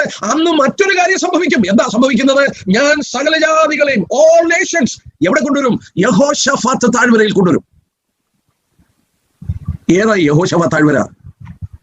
ആ താഴ്വരയ്ക്ക് വേറെ ഒരു പേരുണ്ട്. യോവേൽ 3:14 നോക്കിയാട്ടെ. 14, വിധിയുടെ താഴ്വര. വിധിയുടെ താഴ്വര, ദ വാലി ഓഫ് ഡിസിഷൻ. ഇവിടെയാണ് തീരുമാനമെടുക്കുന്നത്. ക്ഷമിക്കണം, മുസ്ലിങ്ങളും വിശ്വസിക്കുന്നു ഇവിടെയാണ് അന്തിമ ന്യായവിധി എന്ന് വിശ്വസിക്കുന്നു. 3 മതങ്ങളുടെ പ്രാധാന്യതയുള്ള സ്ഥലം. മുസ്ലിങ്ങളും യഹൂദനും ക്രിസ്ത്യാനികളും. നിങ്ങൾ അവിടെ ചെന്നാൽ കാണാം യഹോശാഫാത്ത് താഴ്വര എന്ന് പറയപ്പെടുന്ന ആ താഴ്വര ഉണ്ടല്ലോ, യെരുശലേമിന്റെ ടെമ്പിൾ മൗണ്ട് ഏരിയ. ദേവാലയം നിൽക്കുന്ന പ്രതലത്തിന്റെ കിഴക്കേ ഭാഗം ഇങ്ങനെ ചരിവാണ്. ആ ചരിവ് താഴോട്ട് വന്ന് കിദ്രോൻ വാലി, അല്ലെങ്കിൽ വാലി ഓഫ് ഹിനോം, അതിങ്ങനെ വന്നിട്ട് പിന്നീട് ഗദസമന ഭാഗത്തിലോട്ട് ഒരു മലയിലോട്ട് കയറുകയാണ്. ഈ താഴ്വരയുണ്ടല്ലോ, ഈ ചരിഞ്ഞു കിടക്കുന്ന പ്രദേശം, ആ പ്രദേശമാണ് യഹോശാഫാത്ത്. അവിടെ കിടക്കുന്ന ഈ വാലിയാണ് യഹോശാഫാത്ത് താഴ്വര. 2 ശമൂവേൽ 18:18 ആസ്പദമാക്കി രാജാവ് യഹോശാഫാത്ത് രാജാവിന്റെ പേരിൽ അത് ആയതാണെന്ന് വിശ്വസിക്കപ്പെടുന്നു. അവിടെയാണ് അബ്ശലോം പണിത. ഈ താഴ്വരയിൽ ഞാൻ കണ്ടിട്ടുണ്ട്. അബ്ശലോം അന്ന് പണിത ഒരു മകുടം പോലെ ഇങ്ങനെ നിൽപ്പുണ്ട്. അവിടെ പറയുന്നത് അബ്ശലോം സ്റ്റോംബ് എന്നാണ്. പക്ഷെ അബ്ശലോമിനെ അവിടെ അടക്കിയിട്ടില്ല. അബ്ശലോം അത് ജീവിച്ചിരിക്കുമ്പോൾ പണിതതാ. എന്നാൽ അദ്ദേഹം ഒരുപക്ഷെ ഓർമ്മയ്ക്കായിട്ടോ തന്നെ അടക്കാനോ പണിതായിരിക്കാം. നമുക്ക് അബ്ശലോമിന്റെ അന്ത്യം അറിയാം. അതിന് അബ്ശലോം ടോം എന്ന് പറയും. ഇസ്രായേൽ സന്ദർശിച്ചവർ അത് കണ്ടിട്ടുണ്ട്, അവർക്ക് അത് അറിയാം. പക്ഷേ ഇവിടുത്തെ പ്രശ്നം ഞാൻ പറയട്ടെ, അവിടോട്ടെന്തിനാ ഈ മനുഷ്യരെല്ലാം കൂടെ വരുന്നത്? ലോകരാഷ്ട്രങ്ങളെല്ലാം കൂടെ എന്തിനാ വരുന്നത്? യെരുശലേം അവിടെയാണ്. വെസ്റ്റ് ബാങ്കിന്റെ അകത്തുള്ള പ്രദേശമാണ് യെരുശലേം. ലോകരാജ്യങ്ങൾ എന്തിനാ കൊണ്ട് വരുന്നത്? ഇനി ഞാൻ പറയുന്നത് ഒന്ന് ശ്രദ്ധിക്കുക. നിങ്ങൾ ശ്രദ്ധിക്കുകയാണ്, പക്ഷേ ഞാൻ ശ്രദ്ധിക്കാതെ പറയുന്നത് കുറച്ചുകൂടെ ഇമ്പോർട്ടൻസ് കൊടുക്കുക. 2016 ഡിസംബർ കഴിഞ്ഞു. 2017 ജാനുവരിയിൽ ബാരക് ഒബാമയുടെ അധികാരം ഡൊണാൾഡ് ട്രംപിന്റെ കൈകളിലോട്ട് കൊടുത്തു. 2017 ജാനുവരി. എന്നാൽ തന്റെ അധികാരം മാറുന്ന അവസാനത്തെ ദിവസം 2016 ഡിസംബർ മാസം UN സെക്യൂരിറ്റി കൗൺസിൽ കൂടി. UN സെക്യൂരിറ്റി കൗൺസിൽ 15 അംഗങ്ങളാണ് അതിനകത്തുള്ളത്. നിങ്ങൾക്കറിയാം, ലോകത്തിലെ ഏറ്റവും ശക്തി കൂടിയ ഒരു ഓർഗനൈസേഷനാണ് UN security council. UN security council ഒരു കാര്യം പാസ്സാക്കിയാൽ അത് നിവർത്തിക്കാൻ വേണ്ടി, അനുസരിച്ചില്ലെങ്കിൽ നിവർത്തിക്കാൻ വേണ്ടി ലോക സൈന്യങ്ങൾ അതിനു വേണ്ടി പോകും. ഞാനൊരു കാര്യം ചോദിച്ചോട്ടെ, ഒരു കാര്യം ഓർപ്പിച്ചോട്ടെ പ്രിയപ്പെട്ടവരെ. 2016 ഡിസംബറിൽ ബാരക് ഒബാമ അധികാരം മാറുന്നതിന് മുമ്പ് എന്തിനാണ് അങ്ങനെ ചെയ്തതെന്ന് അറിയത്തില്ല. അദ്ദേഹം ചരിത്രത്തിൽ ആദ്യമായി അമേരിക്ക ഇസ്രായേലിന് വിരോധമായ ഒരു റെസൊല്യൂഷൻ വന്നപ്പോൾ അത് പാസ്സാക്കാൻ അനുവദിച്ചു കൊടുത്തു. 14 രാജ്യങ്ങൾ ഈ റെസൊല്യൂഷൻ പാസ്സാക്കാൻ വോട്ട് ചെയ്തപ്പോൾ അമേരിക്കയ്ക്ക് വീറ്റോ ചെയ്യാം. അവർ വീറ്റോ പവർ ഉണ്ട്. അന്ന് വരെ ഒരെണ്ണം UN സെക്യൂരിറ്റിയിൽ പാസ്സാക്കിയിട്ടില്ല. എന്നാൽ ബാരക് ഒബാമ മൗനമായി ഇരുന്നു കൊണ്ട് അത് പാസ്സാക്കി. 2016 ഡിസംബറിൽ UN സെക്യൂരിറ്റി കൗൺസിൽ ഒരു പ്രബന്ധം പാസ്സാക്കി. എന്താ പ്രബന്ധം? 1948 ഇസ്രായേലിന്റെ അതിരുകളിലേക്ക് മാറണം. ഇസ്രായേൽ അതിന്റെ ശേഷം പിടിച്ചെടുത്ത സ്ഥലങ്ങൾ നമ്മൾ കേട്ടുകൊണ്ടിരുന്ന വെസ്റ്റ് ബാങ്ക് വിട്ടുകൊടുക്കണം, യെരുശലേം വിട്ടുകൊടുക്കണം, ഗോളൻ ഹൈറ്റ്സ് വിട്ടുകൊടുക്കണം, ഈ പ്രദേശം വിട്ടുകൊടുക്കണം. ബാരക് ഒബാമ അത് പാസ്സാക്കിയെടുത്തു.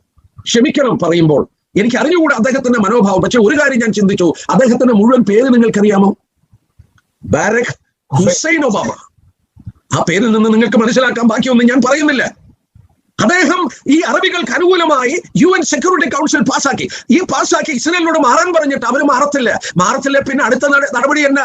സൈനിക നടപടിയാണ്. അതാണ് കുവൈറ്റ് ചെയ്തത്.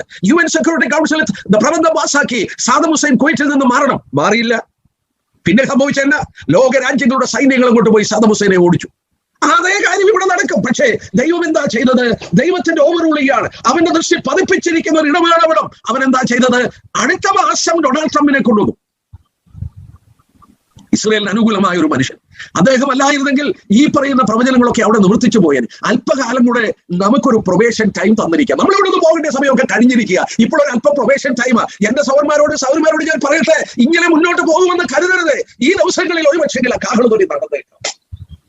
അതിന്റെ ശേഷം നടക്കേണ്ടതാണ് ഈ കാര്യങ്ങൾ. ഡൊണാൾഡ് ട്രംപിനെ ദൈവം കൊണ്ടുവന്നു. യാതൊരു രാഷ്ട്രീയ പരിചയമില്ലാത്ത ഈ മനുഷ്യനെ അമേരിക്കയുടെ പ്രസിഡന്റ് ആക്കിയപ്പോൾ അദ്ദേഹം ശക്തമായ യഹൂദന് വേണ്ടി നിന്നപ്പോൾ ഈ നിബന്ധന പാസ്സാക്കുവാൻ അല്ലെങ്കിൽ അത് നടപടിയാക്കുവാനായിട്ട് അവർക്ക് സാധിച്ചില്ല. പക്ഷേ ഒരു കാര്യം മറക്കരുത്, UN സെക്യൂരിറ്റി കൗൺസിലിൽ പാസ്സാക്കിയത് അത് ക്യാൻസലായി പോകത്തില്ല. അവരൊന്ന് പാസ്സാക്കിയത് എന്തുവാ? യെരുശലേമിന്റെ പകുതിയാണ് 67 പിടിച്ചെടുത്തത്. യെരുശലേമിന്റെ കിഴക്കേ യെരുശലേം, ഓൾഡ് ജെറുസലേം, പുണ്യഭൂമി എന്ന് പറയുന്ന ദേവാലയം നിന്ന പ്രതലമാണ് പിടിച്ചെടുത്തത്. ആ പ്രദേശം യെരുശലേമിന്റെ പാതിയാണ്. നിങ്ങൾ സക്രിയാവുന്നിടത്ത് ഈ വചനത്തിൽ പറയുന്ന ഓരോ വാക്കിനും അർത്ഥമുണ്ടോ എന്ന് നമുക്ക് നോക്കാം. 14-ാം അധ്യായം നോക്കിയാട്ടെ. യുഎന്റെ സപ്പോർട്ടോട് കൂടി ഇത് നടക്കാൻ പോവുകയാണ്. 14-ന്റെ 1 തൊട്ടുള്ള വാക്യം ഒന്ന് വായിക്കാം സിസ്റ്ററെ. 1ഉം 2ഉം വാക്യം. അവൻ നിന്റെ നടുവിൽ വെച്ച് നിന്റെ കൊള്ള വിഭാഗിപ്പാനുള്ള യഹോവയുടെ ഒരു ദിവസം വരുന്നു. ഞാൻ സകല ജാതികളെയും യെരുശലേമിനോട് യുദ്ധത്തിനായി കൂട്ടിവരുത്തും. നഗരം പിടിക്കപ്പെടുകയും വീടുകളെ കൊള്ളയിടുകയും സ്ത്രീകളെ വഷളാക്കുകയും നഗരത്തിന്റെ പാതി പ്രവാസത്തിലേക്ക് പോവുകയും ചെയ്യും. ജനത്തിൽ ശേഷിപ്പുള്ളവരോ നഗരത്തിൽ നിന്ന് ഛേദിക്കപ്പെടുകയില്ല. നോക്കുക, ഇത് നടക്കാൻ പോകുന്ന യുദ്ധമാണ്. ഈ യുദ്ധത്തില് നോക്കുക, ഇവിടെ എന്തുകൊണ്ടാ പാതി യെരുശലേം പിടിക്കുന്നത്? മുഴുവൻ പിടിച്ചുകൂടെ? എന്തിനാ പാതി യെരുശലേം പിടിക്കുന്നത്? ലോകരാജ്യങ്ങളുടെ സൈന്യം വന്ന് പാതി യെരുശലേം പിടിക്കും, മുഴുവൻ പിടിക്കുന്നില്ല. എന്റെ സഹോദരന്മാരെ, 2016 ഡിസംബറിൽ UN സെക്യൂരിറ്റി കൗൺസിൽ പാസ്സാക്കിയിട്ടിരിക്കുന്നത് യെരുശലേമിന്റെ പാതി 67 ഇസ്രായേൽ പിടിച്ചത് തിരിച്ചു കൊടുക്കാനാ. ആ പാസ്സാക്കിയിട്ടത് ക്യാൻസൽ ചെയ്യാൻ നിവൃത്തിയില്ല. വീണ്ടും ഇത് പൊക്കിക്കൊണ്ടുവരും, വീണ്ടും ഇത് ഫ്ലെയറപ്പ് ചെയ്യും. ഈ പ്രശ്നം തീരത്തില്ല. ഗാസയുടെ പ്രശ്നമോ ഈ പ്രശ്നമോ തീരാതെ ഇതൊരു ഭയങ്കര പ്രശ്നമായി മാറും. എന്താ കാരണമെന്ന് കൂടെ ഞാൻ ഓർപ്പിക്കാം. ഇവിടെ 2 പ്രോബ്ലമാ. 1 രാഷ്ട്രീയ പ്രശ്നമുണ്ട്, 2 മതപരമായ പ്രശ്നമുണ്ട്. എന്താ ബ്രദർ അങ്ങനെ പറയുന്നത്? ഉണ്ട്, കാണിക്കാം. ആദ്യം രാഷ്ട്രീയ പ്രശ്നം മിക്കവാറും നമുക്കൊക്കെ അറിയാം, അതുകൊണ്ട് ഞാൻ വിശദീകരിക്കുന്നില്ല. ഒറ്റ വാക്കിൽ പറയട്ടെ. 1967 യുദ്ധത്തിൽ ഇസ്രായേൽ പിടിച്ചെടുത്ത സ്ഥലമാണ്. UN ചാർട്ടർ അനുസരിച്ച് പിടിച്ചെടുത്തത് തിരിച്ചു കൊടുത്തേ സാധിക്കുള്ളൂ. ഇന്റർനാഷണൽ ലോ, UNന്റെ ചാർട്ടർ അനുസരിച്ച് ഒരു രാജ്യത്തിനും മറ്റൊരു രാജ്യത്തിന്റെ സ്ഥലം പിടിച്ചെടുക്കാൻ നിവൃത്തിയില്ല. നമ്മുടെ രാജ്യത്തൊക്കെ എല്ലാ രാജ്യത്തും വസ്തുക്കളുടെ ആധാരം എഴുതാറുണ്ട്. എനിക്കും ഇച്ചിരി സ്ഥലമുണ്ട്, അതിനൊക്കെ ആധാരമുണ്ട്. മറ്റൊരുത്തം ഇതിനകത്ത് കയറാനൊക്കത്തില്ല. ഇന്ത്യൻ ഗവൺമെന്റിന്റെ ലോ അനുസരിച്ച് എന്റെ ആധാരത്തിൽ എന്റെ കയ്യിലുള്ള ഭൂമി എന്റെ ഭൂമിയാ. അതുപോലെ അന്തർദേശീയമായി UNന്റെ കീഴിൽ ചാർട്ടറിൽ ഒരു രാജ്യത്തിന്റെ സ്ഥലം മറ്റൊരു രാജ്യത്തിനും പിടിച്ചു വെക്കാനൊക്കില്ല, തിരിച്ചു കൊടുത്തേക്കുള്ളൂ. അത് രാഷ്ട്രങ്ങൾ ഏർപ്പെടും. സാദം ഹുസൈൻ കുവൈറ്റ് പിടിച്ചപ്പോൾ, ഒരു കൊച്ചു സ്ഥലമാണ് കുവൈറ്റ് പിടിച്ചപ്പോൾ, നിങ്ങൾക്കറിയാം ലോകരാജ്യങ്ങൾ അണിനിരന്ന് അത് മോചിപ്പിച്ചു കൊടുത്തു. അല്ലായിരുന്നെങ്കിൽ ഇപ്പൊ എത്ര രാജ്യങ്ങളെ ആരൊക്കെ പിടിച്ചെടുത്തേനെ? എന്തെളുപ്പമായിരുന്നു. ഇന്ന് നടക്കില്ല. അത് ഇവിടെയും ഈ 67 പിടിച്ചെടുത്തത് രാഷ്ട്രീയ പ്രശ്നമായി അവിടെ കിടക്കുന്നു. അതവിടെ കിടക്കട്ടെ, അത് പ്രസംഗിക്കണമെങ്കിൽ പ്രസംഗിക്കാം. എന്നാൽ ഇത് ഒരു മതപരമായ പ്രശ്നം കൂടിയാണ്. യോവേൽ പ്രവചനം എടുത്താട്ടെ. യോവേൽ പ്രവചനം, ഞാന് ഒരുപാട് ഇംഗ്ലീഷ് ബൈബിൾ യൂസ് ചെയ്യുന്ന ആളാണ്. ഞാൻ ബൈബിൾ പഠിക്കുമ്പോൾ, ഞാനൊരു സീരിയസ് ബൈബിൾ സ്റ്റുഡന്റ് ആണ്. ഞാൻ എന്റെ സൈഡിലോട്ട് നോക്കിയാൽ കാണിക്കുന്നില്ല, വേദപുസ്തകത്തിന്റെ ട്രാൻസ്ലേഷൻ തന്നെ ഇങ്ങനെ കൂട്ടി വെച്ചിരിക്കുക. ബൈബിളിൽ പല ഭാഗങ്ങളും ഞാൻ പരിശോധിക്കുന്നത് പല ട്രാൻസ്ലേഷനിലും മറ്റും. അത് ഇംഗ്ലീഷ് ബൈബിൾ എന്റെ സന്തത സഹചാരിയ, ഞാൻ അത് എപ്പോഴും ഉപയോഗിക്കും. പക്ഷേ ഒരു കാര്യം ഞാൻ പറയാം, എന്റെ കയ്യിലിരിക്കുന്ന മലയാളം ബൈബിൾ ഉണ്ടല്ലോ, ചില ഭാഷാന്തരങ്ങളിൽ ഇംഗ്ലീഷ് ബൈബിളിനെക്കാട്ടി നല്ലത് ഈ മലയാളം ബൈബിൾ, ആക്യുറേറ്റ് ആണ്. ഞാൻ വായിക്കാൻ പോകുന്ന ഒരു ഭാഗമുണ്ട്, ആ ഭാഗം ഞാൻ മൂലഭാഷയിൽ ഇരുന്ന് പരിശോധിച്ചു നോക്കിയപ്പോൾ മലയാള ഭാഷാന്തരമാണ് കൃത്യം. നിങ്ങളുടെ ഇംഗ്ലീഷ് ബൈബിളുണ്ട് നോക്കിയോ, ഇംഗ്ലീഷ് ബൈബിൾ ഇല്ലാതെ.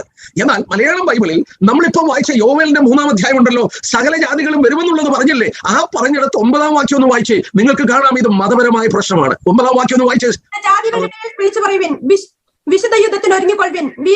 വിശുദ്ധ യുദ്ധം ആരോടാ പറഞ്ഞത്? 11-ാം വാക്യം ഒന്ന് വായിച്ചേ. 11-ാം വാക്യം. ചുറ്റുമുള്ള സകല ജാതിയുമായുള്ളവരെ ബന്ധപ്പെട്ട് വന്നുകൂടുവിൻ. ചുറ്റുമുള്ള ജാതികളോട് പറയുകയാണ് വിശുദ്ധ യുദ്ധത്തിന് ഒരുങ്ങിക്കോ. അത് കറക്റ്റ് ട്രാൻസ്ലേഷനാ. എന്നാൽ ഇംഗ്ലീഷ് ബൈബിളിൽ നോക്കിയാൽ ഗെറ്റ് റെഡി ഫോർ വാർ എന്നേ ഉള്ളൂ. വിശുദ്ധ എന്നുള്ള പദം വിട്ടുകളഞ്ഞു. ഞാൻ പറഞ്ഞില്ലേ, അത് ഹീബ്രു ലാംഗ്വേജിൽ, എനിക്ക് ഹീബ്രു അറിയത്തില്ല, ഗ്രീക്ക് പഠിക്കാൻ അല്പം ശ്രമിച്ചു നോക്കി പരാജയപ്പെട്ടു പോയി. എന്നാൽ ഇവിടെ എന്റെ കയ്യിൽ ധാരാളം ബുക്കുകളും ബൈബിളും ഉണ്ട്. എന്റെ കയ്യിൽ നിങ്ങൾ ഇത് നോക്കിയാൽ തന്നെ കീ സ്റ്റഡി ബൈബിൾ എന്ന് പറയുന്നത് ഹീബ്രു ലാംഗ്വേജും ഗ്രീക്ക് ലാംഗ്വേജിനെ ബേസ് ചെയ്ത് പഠിക്കുന്ന ഒരു ബൈബിളാണ്. അവിടെ നിങ്ങൾ എടുത്തു നോക്കിയാൽ അറിയാം, അവിടുത്തെ ഈ 3:9 സാങ്ക്ടിഫൈങ് വാർ, ഹോളി വാർ, ഹോളി വാർ, വിശുദ്ധ യുദ്ധം. മലയാളത്തിൽ കൃത്യമായി ഭാഷാന്തരം ചെയ്തു. ഞാൻ ഇനി ചോദിച്ചോട്ടെ, അതിന്റെ അറബി ഭാഷ എന്താണെന്നറിയാം? വിശുദ്ധ യുദ്ധം എന്നുള്ള അറബിക് വേർഡാണ് ജിഹാദ്. ജിഹാദ് ജിഹാദ് എന്ന് പറഞ്ഞാൽ എന്താ? ഹോളി വാർ എന്ന മുഹമ്മദ് നബി AD 622 മരിച്ചു. AD 622. ഈ 622 അദ്ദേഹം മരിക്കുമ്പോൾ സൗദിയിലുള്ള 2 സ്ഥലങ്ങളേ ഉള്ളൂ ഇസ്ലാം, മെക്കയും മെദീനയുമേ ഉള്ളൂ. പിന്നെ എങ്ങനെയാ ഇതെല്ലാം കൂടെ മുസ്ലിം ആയത്? ഇതിന്റെ ശേഷം AD 635 ബൈസന്റൈൻ എന്ന് പറഞ്ഞാൽ ക്രിസ്ത്യൻ പടയാളികളാണ്, ക്രിസ്ത്യൻ സാമ്രാജ്യമാണ്. അവർ ഭരിച്ചുകൊണ്ടിരിക്കുന്ന കാലത്ത് AD 638 സൗദിയിൽ നിന്ന് വലിയ വിദഗ്ധനായ ഒരു സൈന്യാധിപൻ വലിയ സൈന്യവുമായി മാർച്ച് ചെയ്തു. അദ്ദേഹത്തിന്റെ പേരാണ് ഖാലിദ് ഇബ്ൻ വാലിദ്. ഖാലിദ് ഇബ്ൻ വാലിദ് സൈന്യമായി മധ്യപൂർവ്വ ദേശത്തിലേക്ക് വന്നു. അവിടെ മുഴുവൻ പിടിച്ചെടുത്ത് ബൈസന്റൈൻ ഭരണത്തെ പരാജയപ്പെടുത്തി. അദ്ദേഹം AD 635 ബൈസന്റൈൻ ആർമിയെ പരാജയപ്പെടുത്തി. തീർന്നില്ല. ഓഗസ്റ്റ് മാസം AD 635 യെരുശലേം പിടിച്ചെടുത്തു. തീർന്നില്ല. 638 AD 638 ടെമ്പിൾ മൗണ്ട്, ഈ യഹൂദന്റെ ദേവാലയം എന്ന സ്ഥലം, അവിടെ മോസ്കോ ഒന്നുമില്ല അന്ന്, ആ സ്ഥലം മുസ്ലിങ്ങളുടെ പുണ്യഭൂമിയായി പ്രഖ്യാപിച്ചു. നിങ്ങളെ മറക്കരുത്, AD 638 ഇസ്ലാമിന്റെ 3ാമത്തെ പുണ്യഭൂമിയായി യെരുശലേം പ്രഖ്യാപിച്ചത്. അതിന്റെ ശേഷമാണ് AD 682 ഡോം ഓഫ് ദി റോക്കും AD 705 അൽ-അഖ്സ മോസ്കും പണിതത്. പിന്നീട് വന്ന സകല ഇസ്ലാം ആളുകളും വിശ്വസിക്കുന്നു ഇത് അവരുടെ പുണ്യഭൂമിയാണ്. ഒരു കാലത്ത് അവർ യെരുശലേമിനെ നോക്കിയാണ് പ്രാർത്ഥിച്ചത്, പിന്നീടാണ് മെക്കയിലോട്ട് നോക്കി ഇപ്പോൾ പ്രാർത്ഥിക്കുന്നത്. അതിന്റെ പശ്ചാത്തലം മനസ്സിലാക്കണം. മുസ്ലിങ്ങളുടെ പുണ്യഭൂമിയാണ് യെരുശലേം. മാത്രമല്ല, അൽ മർവാടി എന്ന് പറയുന്ന തിയോളജിന്റെ പഠിപ്പിനനുസരിച്ച് ഡാറൽ ഹോറേബാണ് യെരുശലേം, വെസ്റ്റ് ബാങ്ക് പ്രദേശങ്ങൾ. അതുകൊണ്ട് വിശുദ്ധ യുദ്ധം പ്രഖ്യാപിക്കണം. ആര് പ്രഖ്യാപിക്കണം? ദൈവം പറഞ്ഞ കേട്ടോ, ചുറ്റുമുള്ള രാജ്യങ്ങൾ ഒരുക്കിക്കൊള്ളാൻ. ഇസ്രായേലിന്റെ ചുറ്റുകിടക്കുന്ന രാജ്യങ്ങൾ ആരാണ്? എന്നെ കേൾക്കുന്ന സഹോദരി സഹോദരന്മാരെ, ഇത് രേഖപ്പെടുത്തി വെക്കുമ്പോൾ ഭൂമിയിൽ ഇസ്ലാമില്ല. ഇസ്ലാം ഭൂമിയിൽ വരുന്നതിന് 1200 വർഷം മുമ്പ് എഴുതി വെച്ചുകൂടെ? അവസാനത്തെ യുദ്ധം യെരുശലേമിനുള്ള ബന്ധത്തിൽ വിശുദ്ധ യുദ്ധമാണ്. ഇറ്റ് ഈസ് എ ഹോളി വാർ. ഞാൻ നിങ്ങൾ ജീവിക്കുന്ന ഇന്ന് ഇത് പ്രാബല്യത്തിൽ ചുറ്റുമുള്ള രാജ്യങ്ങൾ ഒരുക്കിക്കൊള്ളാൻ പറഞ്ഞു. കേട്ടോ?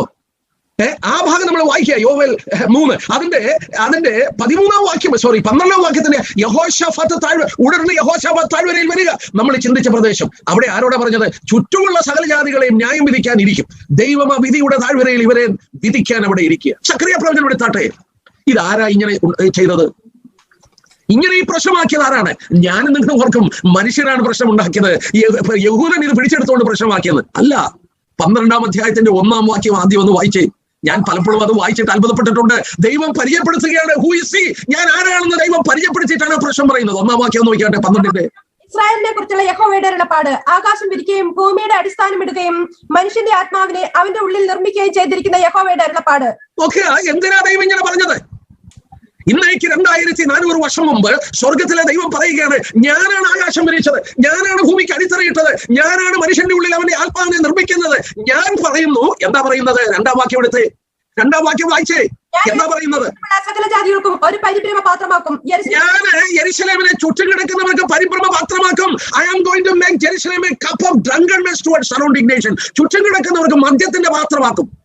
അതെങ്ങനെ സഹോദരന്മാരെ ഒരു സ്ഥലം മദ്യത്തിന്റെ പാത്രമാകുന്നത്? മദ്യം മത്ത് പിടിപ്പിക്കുന്നതാ. കാണിച്ചു തരാം. യെശയ്യാവ് 29 എടുത്താട്ടെ. യെശയ്യാ പ്രവചനം 29 മത്ത് പിടിക്കുന്ന കാണിക്കാം. പലരും അത് മനസ്സിലാക്കിയിട്ടില്ല. എന്നാൽ ഇവിടെ പറയുന്നു, ചുറ്റുകിടക്കുന്നവർക്ക് മത്ത് പിടിക്കും ഈ സ്ഥലം കൊണ്ട്. എന്തൊരു കൃത്യതയാണ്! ഈ വേദപുസ്തകം എത്ര സത്യമാണ്! ഈ പ്രവചനങ്ങൾ എത്ര കൃത്യമാണ്! നമ്മുടെ ദൈവം എത്ര ജ്ഞാനിയാണെന്ന് നോക്കുക. ഇതൊക്കെ ഇങ്ങനെ എത്ര നൂറ്റാണ്ടുകൾക്ക് മുമ്പ് ഈ ഇസ്ലാം എന്ന് പറയുന്ന മതം ഇല്ലാത്തപ്പോൾ എഴുതി വെച്ചു. മാത്രമല്ല, ഈ ഇസ്ലാമിനെ ചുറ്റുകിടക്കുന്നത് ഇസ്ലാം മതമാകുമെന്ന് ആരറിഞ്ഞു? 29 1ാം വാക്യം നോക്കിയാട്ടെ. ഇത് ഏത് സ്ഥലത്തോടാ? ആദ്യമേ വായിക്കുമ്പോൾ സാധാരണ അങ്ങ് നിർത്തും, പിന്നെ വായിക്കുകയല്ല. പക്ഷേ ഒന്ന് നോക്കിയേ. അയ്യോ, അരിയലേ അരിയലേ, ദാവീദ് പാളയമിറങ്ങിയിരുന്ന നഗരമേ, മതി, അത്രയും മതി.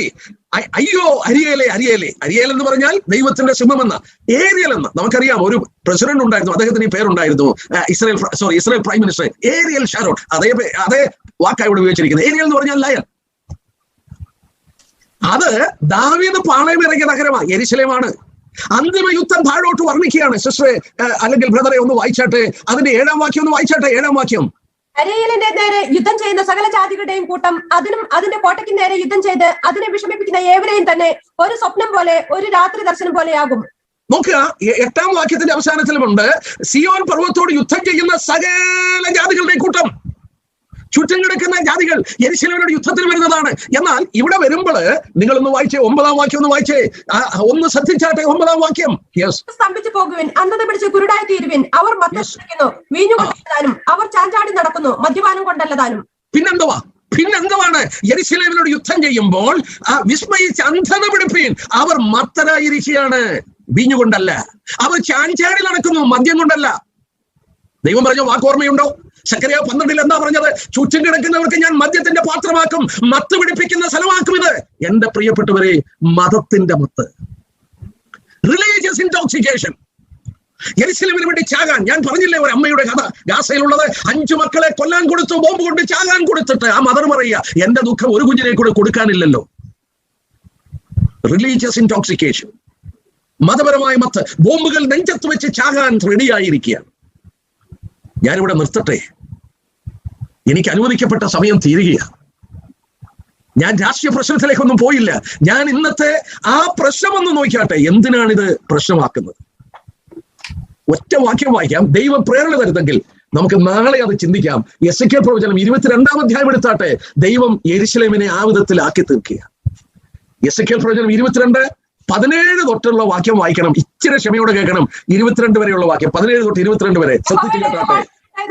മനുഷ്യപുത്ര, ഇസ്രായേൽ ഗ്രഹം എനിക്ക് കിട്ടാമായി തീർന്നിരിക്കുന്നു. ഉലയുടെ നടുവിൽ താമ്രവും വെളുത്തീയവും ഇരുമ്പും കർത്തീയവും തന്നെ. അവർ വെള്ളിയുടെ കിട്ടമായി തീർന്നിരിക്കുന്നു. അതുകൊണ്ട് യഹോവയായ കർത്താവ് ഇപ്രകാരം അരുളി ചെയ്യുന്നു, നിങ്ങൾ എല്ലാവരും കിട്ടമായി തീർന്നിരിക്കൊണ്ട് ഞാൻ നിങ്ങളെ യെരുശലേമിന്റെ നടുവിൽ കൂട്ടും. വെള്ളിയും താമ്രവും ഇരുമ്പും കർത്തീയവും വെളുത്തീയവും ഉലയുടെ നടുവിലിട്ട് ഊതി ഉരുക്കുന്നത് പോലെ ഞാൻ എന്റെ പാദത്തിലും നിങ്ങളെയും കൂട്ടിയുരുക്കും. ഞാൻ നിങ്ങളെ കൂട്ടി എന്റെ ക്രോധാഗ്നിയെ നിങ്ങളുടെ മേൽ ഊതും. അങ്ങനെ നിങ്ങൾ അതിന്റെ നടുവിൽ ഉരുകിപ്പോകും. ഉലയുടെ നടുവിൽ വെള്ളി ഉരുകുന്നത് പോലെ നിങ്ങൾ അതിന്റെ നടുവിൽ ഉരുകിപ്പോകും. യഹോവയായി ഞാൻ എന്റെ ക്രോധം നിങ്ങളുടെ മേൽ പകർന്നിരിക്കുന്നുവെന്ന് നിങ്ങൾ അറിയും. ദൈവം ഇസ്രായേലിനോട് പറയുകയാണ്, നിങ്ങൾ എനിക്ക് കിട്ടമായി പോയി. ഇത് മനസ്സിലാക്കണമെങ്കിൽ ഞാൻ വായിക്കാം. വിലാപങ്ങളുടെ പുസ്തകം 4-ാം അധ്യായം എടുക്കുമ്പോൾ 1-ാം വാക്യം, അയ്യോ പൊന്നു മങ്ങിപ്പോയി, നിർമ്മല തങ്കം മാറിപ്പോയി. ഏതായി തങ്കം? 2-ാം വാക്യം നോക്കിയാട്ടെ, തങ്കത്തോട് തുല്യരായിരുന്ന സിയോന്റെ വിശിഷ്ടപുത്രന്മാർ, തങ്കത്തോട് തുല്യരായിരുന്ന സിയോന്റെ വിശിഷ്ടപുത്രന്മാർ, അയ്യോ തങ്കം മങ്ങിപ്പോയി, തനി തങ്കമായിരുന്നു. നിങ്ങളുടെ പിതാക്കന്മാരെ അത്തിവൃക്ഷത്തിന്റെ ആദ്യത്തെ കനി പോലെ ഞാൻ കണ്ടു. ഹോശേയ 9-ലുണ്ട്. അവർ തനി തങ്കമായിരുന്നു. എന്നാൽ ആ തങ്കത്തിന്റെ മാറ്റുപോയി, അതിൽ മറ്റു ലോഹങ്ങൾ ചേർന്ന്, ഇവിടെ നമ്മൾ വായിച്ചതുപോലെ ടിന്നും ഇരുമ്പും ഒക്കെ ചേർന്ന് അതിന്റെ മാറ്റുപോയി. ഞാൻ ചോദിച്ചോട്ടെ, തട്ടാന സ്വർണം ഇനിയും സ്വർണം പണിയുന്ന തട്ടാൻ ഗോൾഡ് സ്മിത്തിന് ആ തങ്കം ഇനി ശുദ്ധീകരിക്കണമെങ്കിൽ എന്താ മാർഗം? ഒറ്റ മാർഗമേ ഉള്ളൂ. എന്താ മാർഗം? മൂശയിലിട്ട് ഊതി ഉരുക്കണം. തീ കത്തിച്ച് ശുദ്ധീകരിച്ച് അതിന്റെ മാലിന്യം കളയണം. ഇവിടെ കർത്താവ് പറയുകയാണ്, എസെക്കിയേൽ 22-ല് യഹൂദരോട് പറയുകയാണ്, നിങ്ങളെല്ലാം എനിക്ക് കിട്ടമായി പോയി. You have become draws. മറ്റ് ലോഹങ്ങൾ ചേർന്ന് തനി തങ്കമായി നിങ്ങളുടെ മാറ്റുപോയി. അതുകൊണ്ട് നിങ്ങളെ ഞാൻ യെരുശലേമിന്റെ നടുവിൽ കൂട്ടും. 67 യുദ്ധത്തിൽ അവരെ അവിടെ കൂട്ടി വരുത്തി. ഞാൻ യെരുശലേം എന്ന് പറയുന്ന പട്ടണത്തിന് തീ കൊടുക്കും. അതൊരു മൂശയായി മാറും. നിങ്ങളെ അതിന്റെ നടുക്കിട്ട് ഞാൻ ഉരുക്കും. ഇന്നത്തെ പ്രശ്നം എന്തുവാ? ഞാൻ ഇങ്ങനെ പറയാറുണ്ട്, ആ മൂശയ്ക്ക് തീ കൊടുത്ത് കഴിഞ്ഞു. സ്വർഗത്തിലെ ദൈവം ആ മൂശയ്ക്ക് തീ കൊടുത്തു. അതിങ്ങനെ നീറിപ്പൊകഞ്ഞുകൊണ്ടിരിക്കുകയാണ്. ഒരു ദിവസം ആ കാഹള ധ്വനി കേൾക്കും. ഇവിടെ കുറെ പാവപ്പെട്ട ദൈവമക്കളുണ്ട്, അവരിവിടെ നിന്നൊക്കെ പോകും. കണ്ണിവയ്ക്കലിൽ രൂപാന്തരപ്പെട്ടവർ മാറ്റപ്പെട്ട് കഴിയുമ്പോൾ ഈ പുകഞ്ഞുകൊണ്ടിരിക്കുന്ന തീച്ചൂളയുണ്ടല്ലോ, അത് ആഞ്ഞ് കത്തി യെരുശലേം ഒരു മൂശയായി യഹൂദനെ ശുദ്ധീകരിക്കും. The Lord has prepared. ഞാൻ യെരുശലേമിനെ ആകാശം വിരിക്കുകയും ഭൂമിയുടെ അടിത്തറയിടുകയും മനുഷ്യന്റെ ഉള്ളിൽ അവന്റെ ആത്മാവിനെ നിർമ്മിക്കുകയും ചെയ്ത യഹോവ അരുളി ചെയ്യുന്നു, ചുറ്റുമുള്ളവർക്ക് യെരുശലേം മദ്യത്തിന്റെ പാനപാത്രമാക്കി ഞാൻ തീർക്കും. നമ്മുടെ ദൈവം അത്ഭുതകരമായ ദൈവം. നമ്മുടെ ദൈവം ജീവിക്കുന്ന ദൈവം. നമ്മുടെ ദൈവം ഇന്ന് നടക്കുന്നത് നൂറ്റാണ്ടുകൾക്ക് മുമ്പ് പറഞ്ഞപ്പോൾ അവന്റെ കൺമുമ്പിൽ ഒന്നും മറവല്ല എന്നുള്ളത് സത്യം.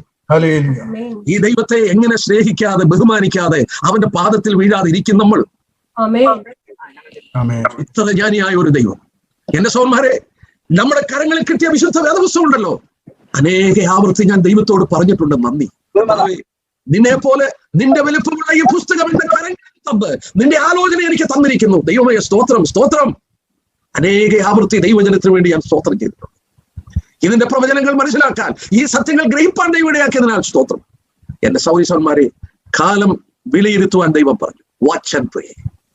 എന്റെ വീണ്ടെടുപ്പിന്റെ സമയം അടുത്തു കഴിഞ്ഞു. അല്പകാലം കൂടെ ഞാൻ പിടിച്ചു നിന്നാൽ മതി. വേദനപ്പെടുത്തുന്ന അനേക അനുഭവങ്ങൾ ഇവിടെയുണ്ട്, ദുഃഖത്തിന്റെ അനേക അനുഭവങ്ങളുണ്ട് നമുക്ക്. ഇതൊക്കെ തീരും, വരാനുള്ളവൻ വരും, താമസിക്കില്ല. അല്പസമയം കൂടെ പിടിച്ചു നിൽക്കുക. നാം വിശുദ്ധിയെ തികച്ച് നമ്മുടെ കർത്താവിന്റെ മുന്നിൽ യോഹന്നാൻ പറഞ്ഞ പോലെ ലജ്ജിക്കാതെ ധൈര്യത്തോടെ നിൽപ്പാൻ നമ്മുടെ ജീവിതത്തെ ക്രമീകരിക്കാം. ഏറ്റുപറയേണ്ടത് ഏറ്റുപറയാം, ഉപേക്ഷിക്കേണ്ടത് ഉപേക്ഷിക്കാം, വിശുദ്ധിയെ തികയ്ക്കാം, കർത്താവിനെ നോക്കി പാർക്കാം. നാം ഓർത്തതുപോലെ അവനോട് പ്രാർത്ഥനയിൽ സമയങ്ങൾ കൂടുതൽ ചെലവഴിക്കാം. ഞങ്ങളെ കേൾക്കുന്ന ആരെങ്കിലും രക്ഷിക്കപ്പെടാതുണ്ടെങ്കിൽ പ്രിയപ്പെട്ട നിങ്ങൾ ഒരു തീരുമാനമെടുക്കുക. നിങ്ങളുടെ ജീവന് നിങ്ങൾ ഉത്തരവാദിയാണ്. നിങ്ങളാണ് ഉത്തരവാദി. മുറവിളിയും ദുഃഖവുമില്ല, പുത്തനെരുശലേം നഗരമതിൽ പൊൻപുലരിയിൽ ഒത്തുചേർന്നു പൊന്നേശുവിനെ പുകഴ്ത്താം.